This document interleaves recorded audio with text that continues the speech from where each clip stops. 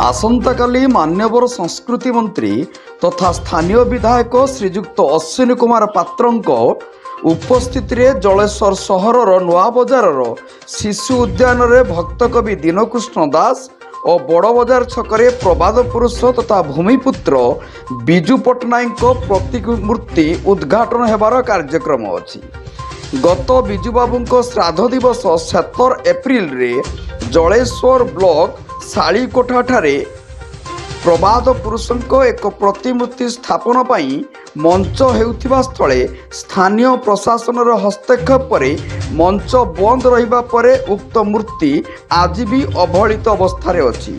पूज्य पूजार अवमानना होइथिबा कथा बीजेपी बारंबार प्रेस सह प्रशासन दृष्टि आकर्षण पर भी आज भक्त कवि पूर्णायब प्रतिमूर्ति स्थापन संभव होइछि। प्रबाद पुरुष बिजू बाबू को नहीं राजनीति न करंतु अश्विनी बाबू अवहेलित होई रहिथिबा प्रतिमूर्ति को उचित सम्मान पूर्वक मंच उपरे बसई उभय प्रतिमूर्ति को लोकार्पण करा जाऊ, नचेत आसंता कालीर कार्यक्रम को विरोध करिबो बीजेपी। केवल सेतिकी नुहे फलकर मान्यवर शासक नाम न रहिबा तथा सांसदों को सरकारी कार्यक्रम रे निमंत्रण न करिबा बीजेडी मंत्री को हीन तथा निकृष्ट राजनीतिर परिचय दिए।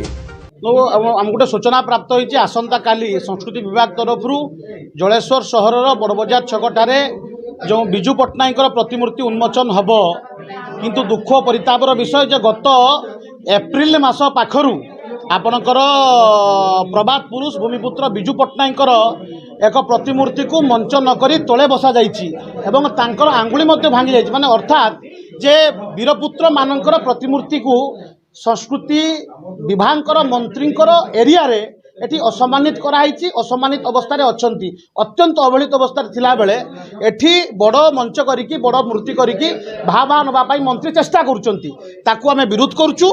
आमर निवेदन बा एवं सचेतन मध्य करूछु, चेतावनी मध्य दउछु जे बे मान्यवर मंत्री उक्त मूर्ति को सम्मान पूर्वक मंचरे करिकी तांकर आंगुली जोड़िकी ताको ठीक भाव रे दुईटी प्रतिमूर्ति को गोटे दिन समय करिकी उद्घाटन करंतु, नहले काली जो कार्यक्रम होउछ उद्घाटन कार्यक्रम को बीजेपी विरोध करिबो। बीजेपी सबु बेले पूज्य पूजार सम्मान करिछि, सबु बेले वीरपुत्र बरपुत्र मान को सम्मानित करिछि।